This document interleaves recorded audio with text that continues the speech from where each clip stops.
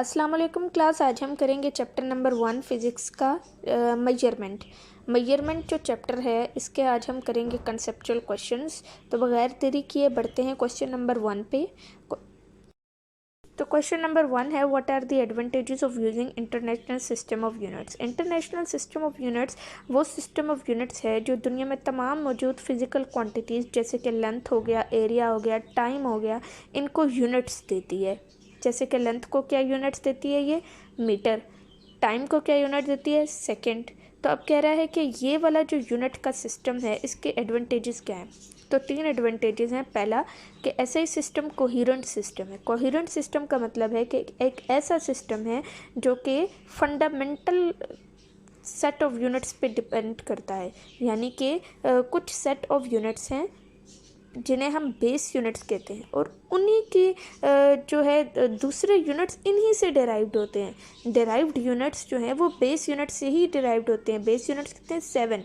जैसे कि derived unit है एक एरिया। अब एरिया का क्या फॉर्मूला होता है, length multiply by length multiply by width होता है, सॉरी। तो फिर लेंथ का क्या ऐसा यूनिट है, मीटर, और विड्थ का क्या ऐसा यूनिट है, मीटर। और मीटर किसका बेस क्वांटिटी का यूनिट है, विच इज़ लेंथ। तो फिर देखा, ये जो डिराइव्ड यूनिट है ये बेस यूनिट से ही डिराइव्ड होते हैं। एक ये मतलब हो गया कोहेरेंट सिस्टम का। अगला है कि SI system of unit rational system of units है। इसका मतलब ये है कि ये हर फिजिकल क्वांटिटी को सिर्फ एक ही यूनिट असाइन करता है। अगर लेंथ फिजिकल क्वांटिटी है तो इसका सिर्फ एक ही यूनिट है, मीटर। इसका दूसरा यूनिट नहीं है कोई। इसके बाद है एसआई सिस्टम मैट्रिक सिस्टम है। मैट्रिक सिस्टम का ये मतलब है कि अगर हमारे पास कोई बहुत ही ज़्यादा बड़ी वैल्यू आ रही है, जैसे मैंने लेंथ को मेजर किया, लेंथ बहुत बड़ी लेंथ आ रही है, किसी चीज़ की बहुत ज़्यादा लेंथ है, जैसे कि 500,000 लेंथ मीटर जो है लेंथ आ रही है। अब 500,000 बहुत बड़ा नंबर है, इससे ज़्यादा भी ज़ीरोस लग सकते हैं तो बड़ा नंबर हो जाएगा। तो ऐसे ही सिस्टम में ऐसे बड़े नंबर्स के लिए क्या होता है कि हम 10 की पावर लगा देते हैं। अब 500,000 में कितने ज़ीरोस हैं, 5 ज़ीरोस हैं, तो फिर हम 5 मल्टीप्लाई बाय 10⁵ लिख देंगे। तो इस तरीके से ये मैट्रिक सिस्टम है। नेक्स्ट क्वेश्चन है, किसी भी मेजरिंग इंस्ट्रूमेंट की वो स्मॉलेस्ट वैल्यू जो वो मेजरिंग इंस्ट्रूमेंट मेजर कर सकता है उसे लीस्ट काउंट कहते हैं। फॉर एग्जांपल वर्नियर कैलिपर्स का लीस्ट काउंट है 0.01, क्योंकि वो 0.01 स्मॉलेस्ट वैल्यू है जो वो मेजर कर सकता है। इससे नीचे वाली वैल्यू वो नहीं मेजर कर सकता। फॉर एग्जांपल 0.001, ये 0.01 से छोटी वैल्यू है तो ये वर्नियर कैलिपर्स नहीं मेजर कर सकता। अब लीस्ट काउंट एरर एक ऐसा एरर होता है जो कि लीस्ट काउंट से एसोसिएटेड होता है। लीस्ट काउंट एरर जो है वो इंस्ट्रूमेंट की रेजोल्यूशन की वजह से आता है। अगर इंस्ट्रूमेंट रेजोल्यूशन ये होता है कि इंस्ट्रूमेंट कितनी छोटी से छोटी वैल्यू मेजर कर सकता है, इसको रेजोल्यूशन कहते हैं। और लीस्ट काउंट एरर इसी इंस्ट्रूमेंट की रेजोल्यूशन की वजह से आता है। अब ये जो लीस्ट काउंट एरर है वो क्या होता है कि हम उसे लीस्ट काउंट एरर को प्रिवेंट कैसे कर सकते हैं कि हम जो है इंस्ट्रूमेंट की रेजोल्यूशन बढ़ा दें, यानी कि इंस्ट्रूमेंट जो छोटी से छोटी मेजर वैल्यू करता है उस छोटी वैल्यू को बढ़ा दें। अगर 0.01 स्मॉलेस्ट वैल्यू मेजर करने वाली तो 0.001 बढ़ा दें तो लीस्ट काउंट एरर जो है वो नहीं आएगा। इसके अलावा हम जो है अच्छी क्वालिटी का इंस्ट्रूमेंट लेके भी लीस्ट काउंट एरर को ख़त्म कर सकते हैं। इसके अलावा हम एक्सपेरिमेंटल टेक्निक्स को इम्प्रूव करके भी लीस्ट काउंट एरर को रिमूव कर सकते हैं। नेक्स्ट क्वेश्चन है, for an answer to be complete the units need to be specified. इसका मतलब ये है कि आंसर को कंप्लीट होने के लिए हमारे पास जो कोई भी फिजिकल क्वांटिटी है उसके साथ यूनिट होना लाजमी है। ऐसा क्यों है, ये ऐसा इसलिए है क्योंकि जो सारी फिज़िकल क्वांटिटीज़ है वो अपने यूनिट्स के साथ लिखी जाती हैं, और जो है फिज़िकल क्वांटिटी तब तक नहीं समझ में आएगी जब तक उसके साथ यूनिट नहीं लिखा होगा। फॉर एग्जांपल टाइम को अगर मैंने किसी को टाइम बताना है तो मैं ये तो नहीं कहूँगी कि 10 हो रहे हैं, मुझे उस बंदे को सच से समझ में ही नहीं आएगी।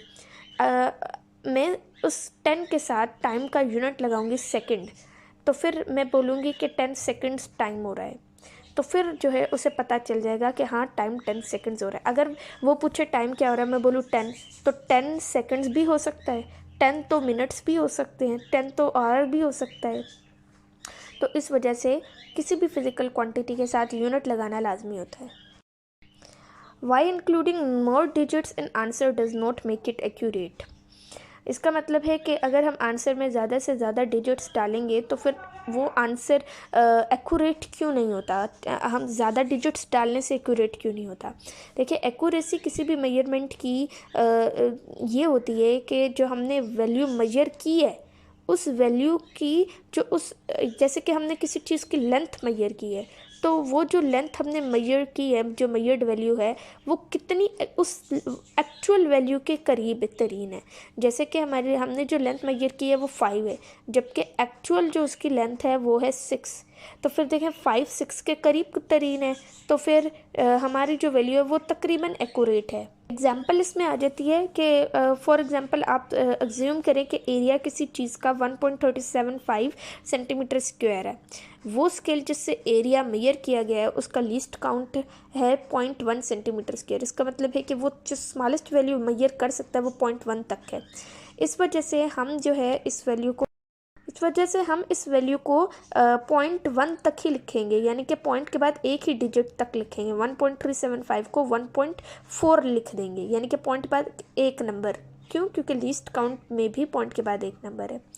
तो 1.4 सेंटीमीटर स्क्वायर हो गया, यानी कि ये है जो हमने वैल्यू अपनी रिड्यूस की है, यानी कि ज़्यादा सिग्निफिकेंट से कम सिग्निफिकेंट में की है।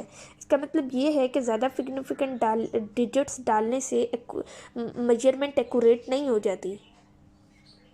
किसी भी इंस्ट्रूमेंट की प्रिसीजन या मेजरमेंट की प्रिसीजन का यह मतलब होता है कि कोई चीज़ हमने मेजर की है, जैसे किसी की लेंथ हमने मेजर की है, एक दफ़ा मेजर की है तो हमारे पास वैल्यू आई है 5.3, दूसरी दफ़ा मेजर की हमने तो हमारे पास वैल्यू आई है 5.2, एंड तीसरी दफ़ा मेजर की तो वैल्यू आई है 5.5 कर लें।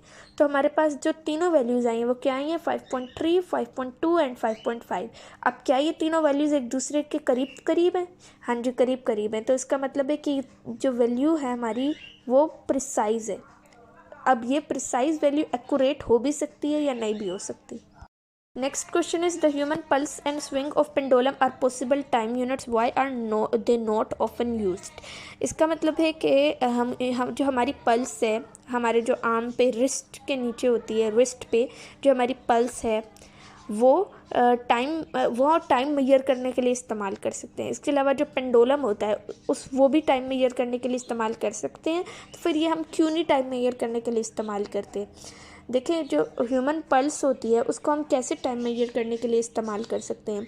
जो ह्यूमन पल्स रेट जो होता है वो रेट होता है जो ह्यूमन हार्ट 1 मिनट में बीट करता है, तो ये ह्यूमन पल्स रेट होता है। तो 1 मिनट में हार्ट एक दफ़ा बीट करता है, ठीक है। तो इस तरीके से हम इसको एडजस्ट करके कुछ टाइम को मेजर कर सकते हैं। जबकि पेंडुलम से कैसे मेजर कर सकते हैं कि जो है पेंडुलम 1 सेकेंड में कोई हम उसे एडजस्ट करके ना, चूँकि 1 सेकेंड में वो 1 वाइब्रेशन कंप्लीट करता है, इस तरह से एडजस्ट करके हम उसके भी टाइम मेजर कर सकती हैं। तो हम क्यों नहीं इसको टाइम मेजर करने के लिए इस्तेमाल करते हैं। देखें, अगर हम ह्यूमन पल्स रेट की बात करें तो फिर वो ह्यूमन हार्ट हमें पता है कि 1 मिनट में 1 टाइम ही बीट करता है, मगर कभी कभार कुछ लोगों का बीपी हाई हो जाता है, तो फिर ह्यूमन जो हार्ट है वो 1 मिनट में मोर टाइम बीट करता है, एक दफ़ा नहीं। तो फिर इस वजह से हम ह्यूमन पल्स रेट को टाइम के लिए नहीं मेजर कर सकते, जबकि पेंडुलम को भी टाइम के लिए मेजर इस वजह से नहीं कर सकते क्योंकि